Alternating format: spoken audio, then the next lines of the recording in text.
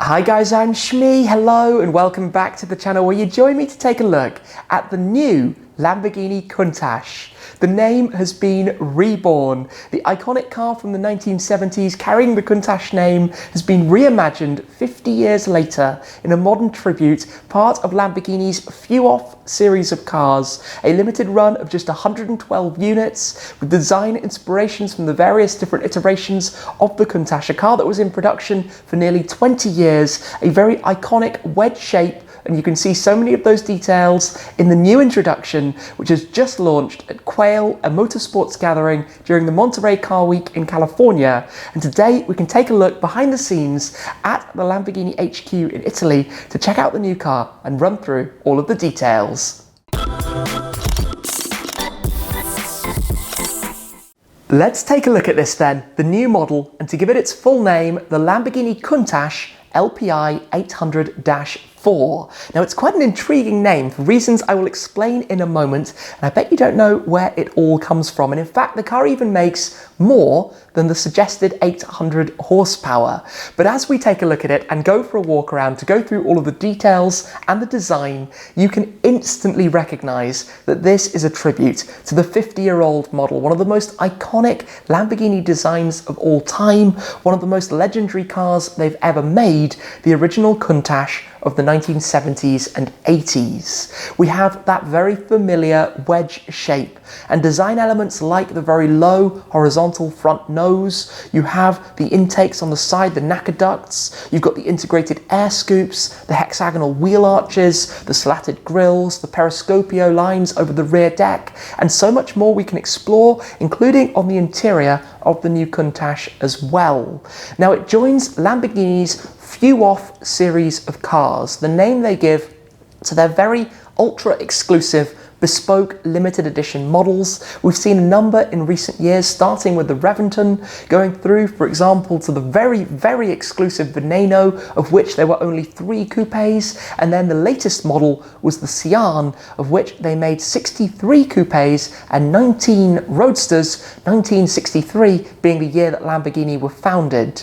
Now for the new Countach, there are going to be 112 units in total, and that's a number that actually comes from the original car, which was first launched 50 years ago, back at the Geneva Motor Show in 1971, and in fact it carried the code name, the LP112, 112, and hence the number of units of the new model.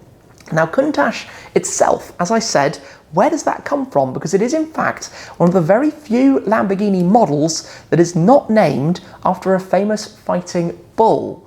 In fact, Countach is a word from the Piedmontese dialect, which quite literally means plague, but is used effectively to show amazement, like my goodness, and my goodness, the Countach was quite a striking car when it was first launched. They went into production in 1974 and lasted all the way through to 1990, during which time they produced 1,983 examples over 5 different models across those almost 2 decades. Now the new Countach carries that nameplate linking back to the old car. The first time Lamborghini have done this, normally their Few-Off models have been new or perhaps had design inspirations, but this is really a link. And in fact, there's even been a Countach rally of the original cars to head up to the launch of the new car at Quail as well. Now I want to run through this in detail to fully explore it, to take in everything about a very striking car. And in fact, the color of this car is actually bianco siderale, which has a hint of pearlescent blue. It's the same color as Ferruccio Lamborghini's personal Countach LP400S. So another lovely tie-in with this new model, and obviously each of these cars will allow or enable the customers to work very closely with Lamborghini through Centro Stile to make bespoke specifications, and that's part of where the project was really born, when Micha Borkert, head of Centro Stile, was effectively studying models of the original Countaches and thinking how to bring it to life in the modern day, how to make a modern interpretation, and in this case, of course, to use Lamborghini's V12 platform that they've had, well, throughout the years, all the way back from the Miura, but based on effectively the Aventador setup, the 6.5 litre naturally aspirated V12, but in the case of this, also with a hybrid system, hence the LPI. Now, LPI actually means longitudinale posteriore ibrido, which effectively means longitudinally mounted hybrid vehicle, as opposed to the traditional LP. It's a name we saw once before on the Asterion LPI800. I remember seeing that for the first time probably 7 years ago or so, but since then Lamborghini stayed very much purely with combustion engines, but now moving towards a more hybrid future, with plenty of models to come within the next number of years. Now in this case, it is, as I said, a hybrid. The combustion engine, being the 6.5 litre V12, makes 780 horsepower, as we've seen in some of the other models, and that's combined with a 48 volt e-motor and a supercapacitor for an additional 34 to make 814 horsepower in total, which, thanks to the four-wheel drive system, and it still maintains the ISR automated manual gearbox, means a 0 to 100 kilometers per hour or 62 miles per hour time of 2.8 seconds, and a 0 to 200 kilometers an hour or 124 miles per hour time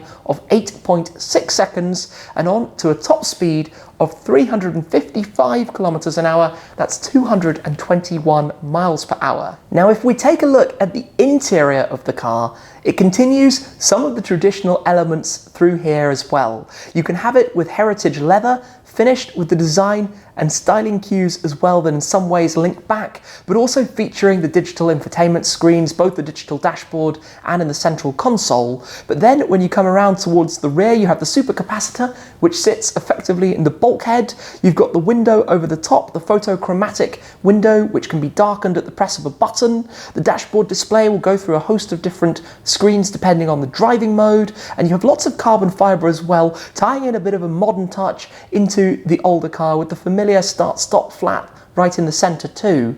Now when it comes to the seats, you'll notice here we've got the red leather with the contrast stitch, the different piping that you can see around, and the COUNTACH logo on the central console as well, but with this square pattern, a modern interpretation of the original interior style, finished with the Lamborghini embroidery up on the headrests as well. Now, to look a little bit more closely at some of the design, as I said, you have that very low horizontal front nose with the wedge shape of the car that leads back from it. Around the side you have those super aggressive cut-out hexagonal wheel arches, housing a new wheel design styled like those in the 1980s, 20-inch at the front, 21-inch at the rear, before you come to a very clean-looking rear end of the car, mixing the 6 hexagonal styled tail lights with a clean design and integrated rear spoiler, as opposed to a fixed wing like some of the different COUNTACH derivatives had over time. And then around at the side, the gills and the side intakes, again styled and bringing in some design of the COUNTACH into the new model. A car that is striking.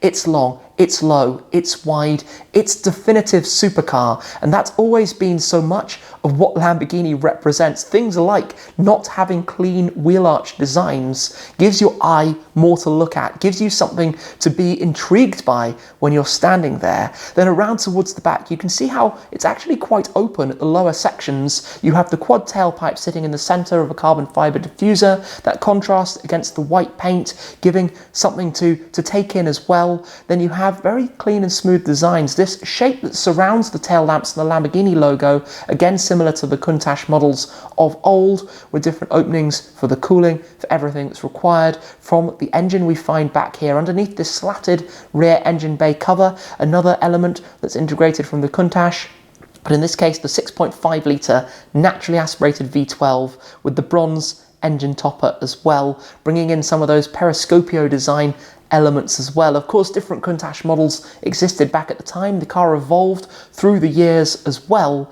and we can take a better look at the new wheel design that's been created for this particular car. The more you see, the more there is to take in. Of course, big cooling required at the side. It wears the LPI800-4 badging. You've got those upper intakes as well for additional cooling behind the fuel filler cap, and the gills, which again are styled in a very similar way to those found back on the COUNTACH at the time. It is really something that when you see it in person and can take in all the details, like for example the COUNTACH badge that's worn there beneath the front lip, just slightly indented. You can take it all in and understand and learn a little bit more from it. Even the headlights, for example, they're created specifically for the car, a departure from the normal Y-style design that we've come to expect on Lamborghini models. This is taking a different path, a different course to even the other models that are featured in the Few Off series. Now, when you take a look at some of the pictures with the old Countach and the new Countach together, you start to see even more of these elements. For example, the intakes that sit high over the rear arches. Again, that very low front nose. Of course, with new regulations, certain things are unable to be directly recreated